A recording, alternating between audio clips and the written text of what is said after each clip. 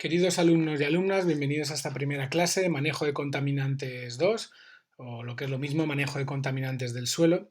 Comenzaremos, como es obvio, por la primera unidad en la que vamos a tratar sobre las generalidades del suelo y en este primer tema nos enfocaremos en conocer cuál es la importancia de aquello que tenemos tan cerca, aquello que todos conocemos, pero que muchas veces es desconocido, ¿no? Que entonces por ello vamos a abordar cuál es la importancia del suelo en este primer tema.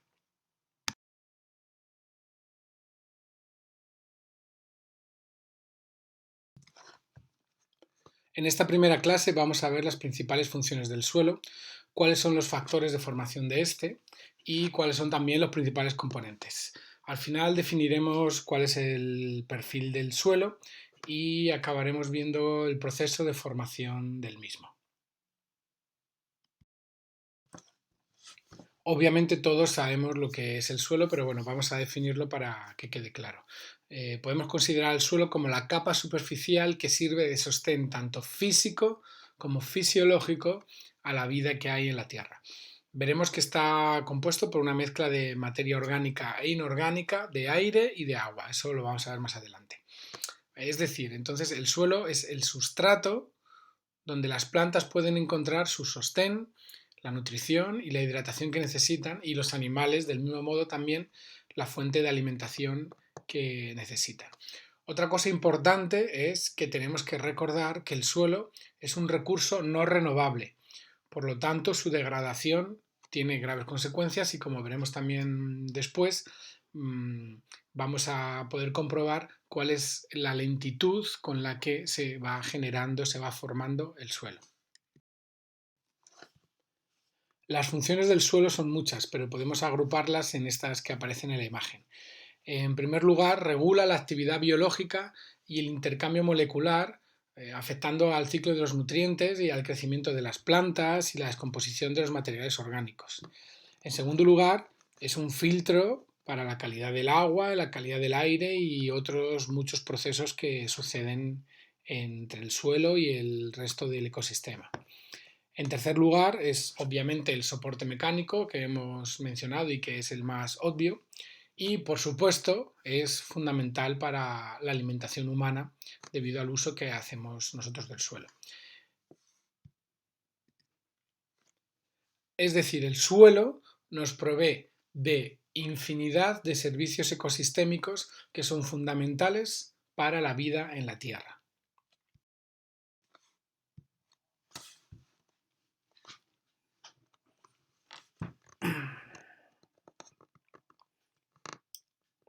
El papel regulador del que hemos hablado, el sostén, el hábitat para los organismos, suministro de materias primas, purificación.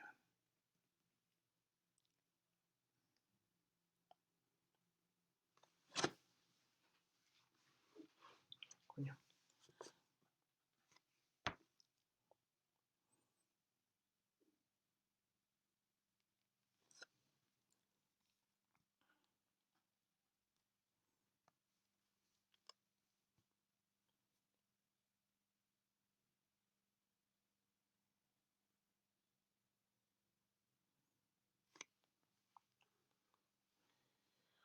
De manera que los suelos representan un factor de importancia vital.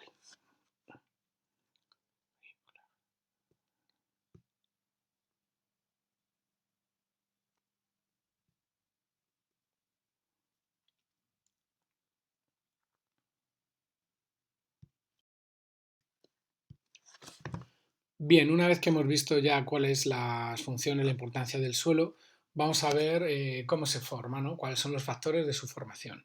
En primer lugar está el material parental, que se llama, que se dice. Es en realidad la roca madre de la que se originan los suelos y se puede dividir en tres grandes grupos, en rocas ígneas, metamórficas y sedimentarias, que no voy a detallar porque, como ustedes ya habrán visto geología, pues seguro que saben perfectamente en qué consiste cada una de ellas. De hecho, hay tres fotografías de cada uno de esos tipos y no les he puesto el nombre para que intenten adivinar. A ver, la de arriba a la izquierda, a la derecha, perdón. Esa les doy una pista. Esa es una roca ígnea que se utiliza, por ejemplo, para los mesones de cocina, entre otras cosas. ¿Sí saben cuál es? Bien. La negra es una roca metamórfica que, vamos a ver, esa roca pues, bueno, tiene muchos vínculos con la educación. Esa roca tradicionalmente se ha usado en las escuelas, en la educación. Ahora ya los tiempos cambian y mucho menos, pero seguro que saben cuál es. Y por último, pues tienen ahí una roca sedimentaria característica, ese color de muchos sitios, esa roca, a ver si saben también decir cuál es el nombre de esa roca. Otro de los factores, otro de los factores de formación del suelo es el clima, a través del viento, de la precipitación y de la temperatura. El viento, ¿cómo funciona? Pues imagínense un viento fuerte cargado de partículas finas que chocan contra una ladera, contra una roca desnuda, pues eso va funcionando como si fuera una lija prácticamente y va desprendiendo las partículas contra las que choca. Eso lo pueden ver en la costa, hacia los arroyos de Manta, hacia San Mateo, hacia Crucita. Si pasan por la playa, en esas paredes ahí expuestas a la costa, se ve cómo van cayendo, se va erosionando debido a la fuerza del viento. Bien. Respecto a la precipitación y la temperatura, pues estos lo que hacen es que influyen en los procesos de alteración y de transformación mineral de las rocas y como resultado producen algunos procesos físicos o mecánicos, digamos, y químicos como la meteorización. ¿Y qué es la meteorización? Pues es un proceso que se produce debido a los cambios de temperatura, tales por ejemplo como un calor intenso, cuando hay una roca desnuda y le da fuerte el sol por el día y por la noche bajan las temperaturas. O por ejemplo también debido a la acción del agua al congelarse en las grietas, ¿no? como aparece en esa figura. ¿Esto qué produce? Es que los cambios de temperatura lo que hacen es que expanden y contraen la roca alternativamente y esto causa una granulación, una separación en escamas según el tipo de roca y se van desprendiendo. Esto es lo que conocemos como meteorización física. Posteriormente hay otra meteorización que es la meteorización química que se produce cuando el hielo y el ensanchamiento lo que hacen es que exponen las capas más profundas de la roca, como pueden ver ahí en esa imagen, en la imagen de la derecha, en las partes de abajo, en esas fisuras, eso lo que hacen es que van exponiendo a la meteorización química al poner en contacto las rocas con el aire que anteriormente obviamente no estaban. Otro de los factores de formación es el relieve, de manera que el grado de inclinación que tenga el suelo afectará a su formación al modificar pues, la cantidad de humedad que es capaz de contener, al modificar también o afectar la remoción del suelo, el grado de erosión y también, por supuesto, pues depende ese nivel de inclinación de cómo inciden los rayos solares en la superficie, según respecto al relieve, ¿no? Entonces todo eso afecta y se pueden producir, como aparece en la imagen, se pueden producir deslaves, puede estar más expuesto, por supuesto, a la erosión del viento que vimos anteriormente, según los estratos que haya en el material de origen, pues afectará de una manera u otra. Entonces el relieve es otro factor de formación importante. Otro de los factores de formación del suelo es el de los propios organismos que habitan en el suelo. Por un lado está la vegetación y por otro lado los animales y los microorganismos. ¿Cómo actúa la vegetación? Bien, pues lo hace a través de las raíces. Imagínense, al penetrar las raíces en el material parental, que ahora veremos más adelante cuál es la definición de este material, pues lo que hacen es que llevan una acción física al abrir huecos, aparte de una acción biológica y una acción química porque dejan espacios abiertos por los cuales, digamos, circula el aire y el agua. Es un poco como veíamos antes con la meteorización. ¿Bien? Entonces, al penetrar las raíces, tienes acción física que abre y a la vez una acción química porque permite esa meteorización. A su vez, también lo que hacen las raíces es que remueven y extraen nutrientes del material parental. Bien, tiene como esas dos vías. Respecto a los animales y microorganismos, pues bueno, a decir que tiene una acción fundamental porque mezclan los residuos orgánicos en descomposición que están llenos de nutrientes y lo hacen mezclándolos con los minerales presentes en el suelo. De esta manera lo que sucede es que la capa superficial pues se enriquece y se vuelve más fértil. Y esto sucede mediante varios procesos. No todos los animales y microorganismos actúan de la misma manera, obviamente. Uno de ellos es mediante la ingestión de materia orgánica y minerales. Hay un animal, por ejemplo, que no está ahí puesto en la fotografía, que es el típico animal que todo el mundo sabe que es fundamental para la salud de los suelos. ¿Saben cuál es? Un animal así como... ¿sí? ¿Se imaginan? ¿Recuerdan cuál es? Un animal que come tierra. Pues efectivamente, es la lombriz de tierra. Es un animal fundamental para la salud de los suelos y que actúa formando suelo mediante la ingestión de esa materia orgánica y de minerales. Bien. Otro proceso es al transportar el material. No hace falta ingerirlo, sino simplemente al transportarlo. Esto, por ejemplo, lo hacen las hormigas, que mueven ingentes cantidades de material. Y finalmente también se puede hacer mediante o sea, mejorando la aireación y la estructura del suelo, simplemente por al abrir huecos, al mover, al generar espacios. Esto lo pueden producir, por ejemplo, también microorganismos, como el que está abajo a la derecha, que es un nemátodo, para que sepan que no son todos animales que podemos ver, ¿no? Son nematos, son estos gusanos planos, o también otro tipo de animales que son más grandes, que son predadores y mantienen el equilibrio de todo ese ecosistema terrestre. Y en esta imagen, pues yo les he puesto, por ejemplo, a ese animalito, que es de verdad, que no es un ratón o un topo pelado, sino es una rata topo. Se lo pongo ahí para que el que quiera que investigue las peculiaridades que tiene esta rata topo, que es un animal muy raro físicamente, según pueden ver, pero también es muy especial por las características que tiene. Les invito a que lo hagan.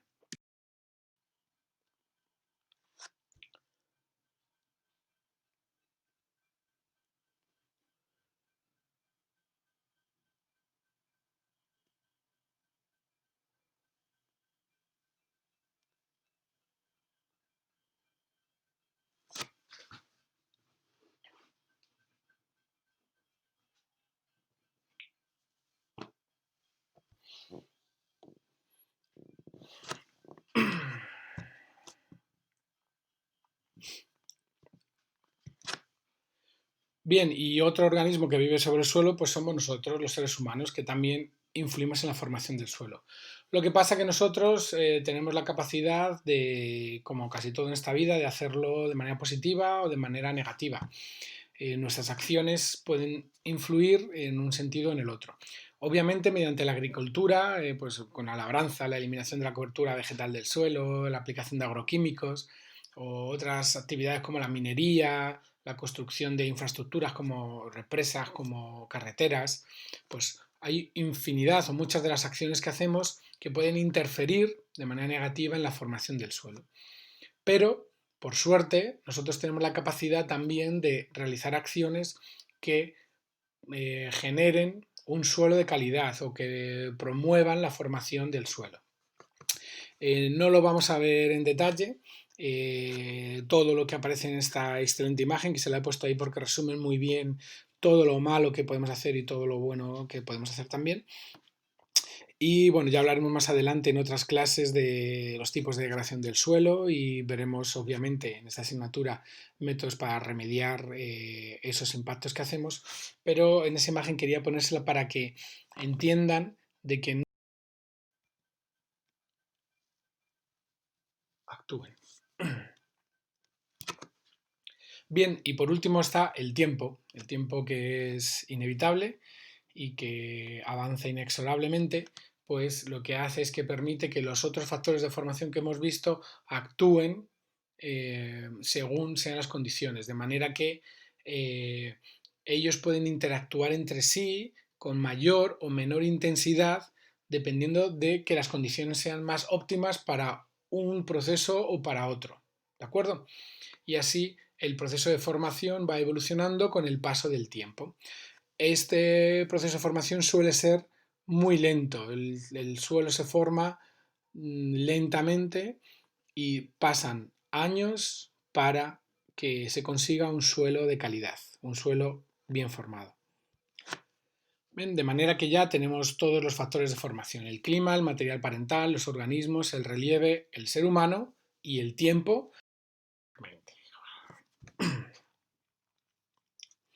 Además, una vez que hemos visto cuáles eran los principales factores de formación del suelo, vamos a ver cuáles son los componentes del suelo. Estos son 4: la materia inorgánica, la materia orgánica, el agua y el aire. De estos 4, el que predomina siempre es la materia inorgánica. De manera que el porcentaje ideal de material mineral que debe haber en un suelo debe estar en torno al 45%. Después, los que ocupan mayor porcentaje o proporción son el agua y el aire, que juntos suelen ocupar entre un 50 y un 60% del volumen, y ambos siempre contenidos en los espacios porosos del suelo, que es donde se encuentran estas dos fracciones. Aunque obviamente el agua y el aire son muy variables en porcentaje, ya que se intercambian entre sí dependiendo del grado de humedad que el suelo presente en un momento determinado, pues dependiendo de las condiciones climáticas o de las características propias del suelo. Finalmente, pues el contenido de materia orgánica, que se considera que debe hallarse en torno al 5%, aunque este también es muy variable, y esto va a depender de la constante incorporación al suelo de residuos animales y de residuos vegetales, que con eso lo que se hace es que se consigue que se desarrollen los microorganismos en descomposición.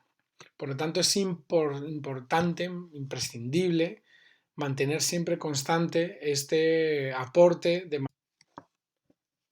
La fracción mineral del suelo está compuesta por el material grueso, que son los cascajos, y por material más fino, las partículas más finitas, que son de arena, de limo y de arcilla, y entre medias, pues unas partículas intermedias, ¿no? Eso es lo que compone la fracción mineral. Y en esta fracción mineral es donde encontramos los nutrientes propios del suelo, que ponen ahí pues el fósforo, el magnesio, el potasio, el azufre, el calcio, el nitrógeno y otros más, ¿no? Estos nutrientes son el resultado de la descomposición o de la desintegración del material madre, el material parental. Bien.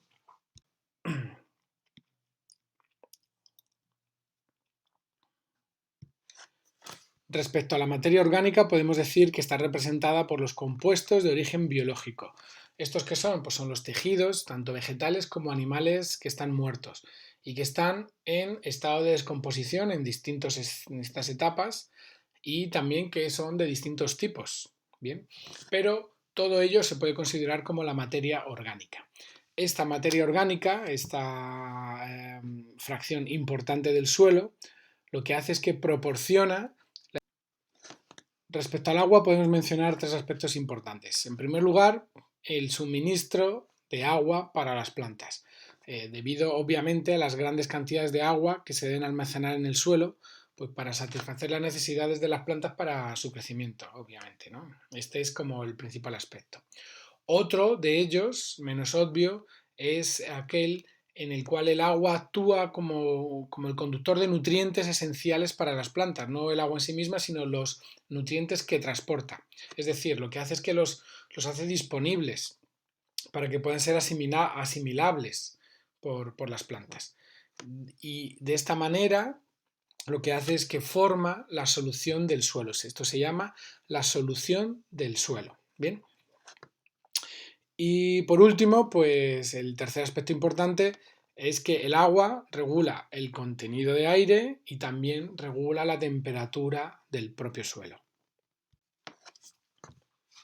Y por último tenemos el aire. El aire juega un papel muy importante en el suelo porque permite que se realicen ciertas reacciones biológicas, como es por ejemplo la respiración de las raíces de las plantas.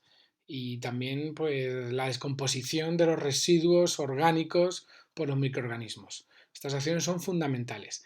Además, lo que hace el aire también es que permite el intercambio gaseoso entre el suelo y entre la atmósfera. Y esto hace que la planta pueda aprovechar otros compuestos. ¿De acuerdo? Estos son los 4 componentes: materia orgánica, inorgánica, agua y aire, que forman parte del suelo. A continuación vamos a describir lo que es el perfil del suelo. Podemos considerar al perfil del suelo como a un corte transversal del terreno hasta alcanzar el material parental o la roca madre. Y este corte transversal, en él podemos hacer varios horizontes, o este perfil del suelo se compone de varios horizontes, como queramos verlo. Estos horizontes pueden ser 1, 2, 3 o 4, dependiendo de la antigüedad, del tipo de rocas o del proceso de formación del suelo, ¿de acuerdo? Pero la definición como tal es ese corte transversal en el que podemos ver esos distintos horizontes que ahora vamos a describirlos. En esta imagen podéis ver ahí la meteorización mecánica de las raíces, cómo van rompiendo la roca madre. Podemos ver también a un topo, que no es una rata topo. ¿Habéis mirado ya quién era la rata topo? ¿Sí? Yo creo que eso lo voy a preguntar en el examen. O no sé, porque este año con los exámenes no sé cómo vamos a hacer. Pero voy a preguntar algo de la rata topo, porque es un animal que os va a gustar seguro. Venga, bueno, vamos a describir cada uno de los horizontes. Sigamos. El primer horizonte es el horizonte A. Este horizonte generalmente es de color oscuro debido a la materia orgánica que hay descompuesta, que es lo que se conoce como el humus, o a la materia orgánica también que está en proceso de descomposición. Este horizonte es muy importante porque lo que hace es que suministra la mayor cantidad de nutrientes a las plantas, y es donde se encuentra obviamente pues la capa arable para el tema de la agricultura. De ahí la importancia de este horizonte. El siguiente horizonte es el horizonte B. Este es de color menos oscuro, rojizo, amarillento, depende del lugar, y lo que tiene es un mayor contenido de arcilla y menor contenido de materia orgánica.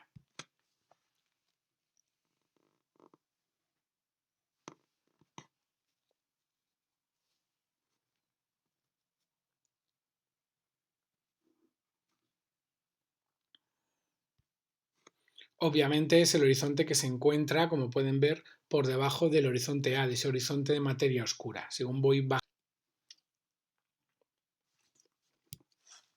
Este horizonte C generalmente es de color más claro o amarillento y es cascajoso, es decir, tiene piedra menuda.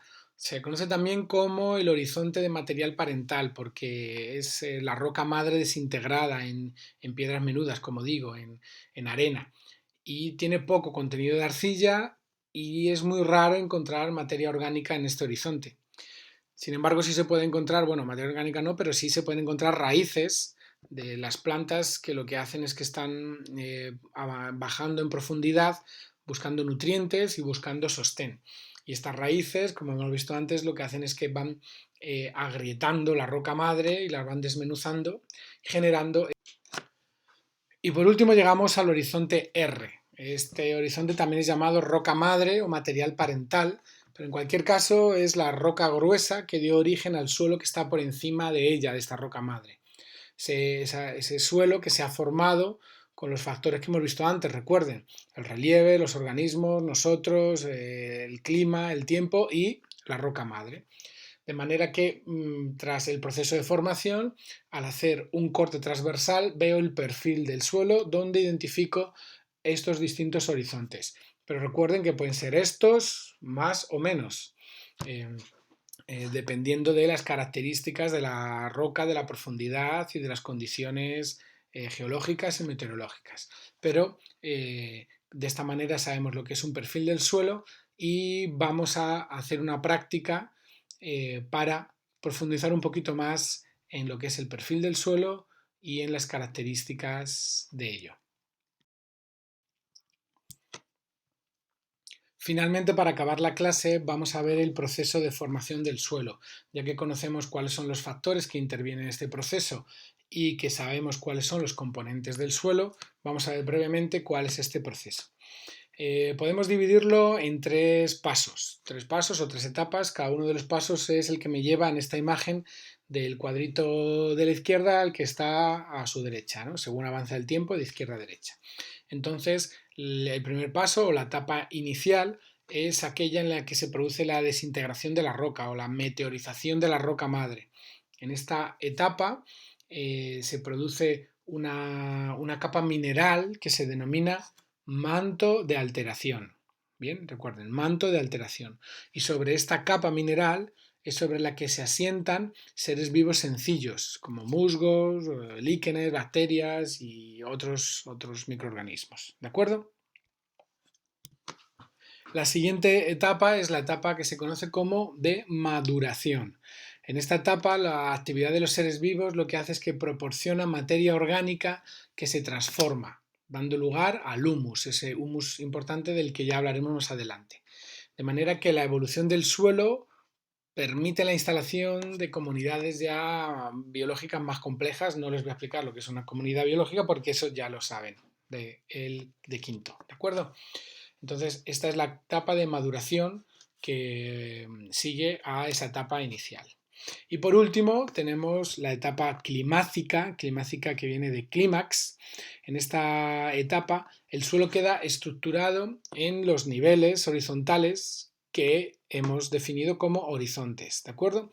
En esta etapa, el suelo ya no evoluciona más porque ya ha llegado al máximo de evolución en el que los factores ambientales han actuado, ¿de acuerdo? Ha alcanzado el clímax en el desarrollo. De manera que, partiendo de la roca madre, en esa etapa inicial se produce la meteorización por esos factores que hemos visto y a través de acciones mecánicas y acciones químicas va evolucionando el suelo, va madurando hasta que llega a su clímax con esa estructura en horizontes que hemos visto anteriormente.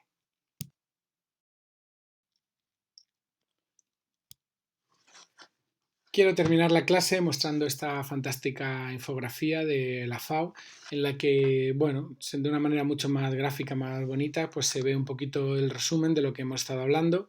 Vemos abajo esos factores en la parte izquierda de la imagen, esos factores del suelo que mediante distintos procesos físicos, de meteorización, procesos químicos, de translocación de nutrientes, de elementos químicos que van actuando, pues van madurando el suelo hasta que llega a su clímax. Y cuando yo hago un perfil del suelo, puedo ver esos distintos horizontes que está compuesto por esos cuatro elementos de los que hayamos hablado. Fíjense en esa parte central, esa escala roja, en la que se muestra cuál es el tiempo que se tarda en formar el suelo y pueden ver que, bueno, puede llegar a necesitarse 1000 años para generarse un centímetro de suelo. Con lo cual, esto nos da una idea de la lentitud y lo complejo que es ese proceso y lo necesario que es cuidarlo para que no se pierda el proceso de llegar a ese clímax de un suelo sano. Respecto a la parte derecha de la imagen, pues bueno, unas fotitos muy bonitas y esa diversidad de suelos que vemos a la derecha, que abajo, que en clases posteriores vamos a intentar describir en qué estado de conservación se encuentran para tener una idea general del suelo que tenemos, los problemas a los que se encuentra, su estado de conservación y qué podemos hacer para remediarlos, que de eso va esta asignatura. Así que con esto terminamos esta primera clase y espero que les haya quedado claro.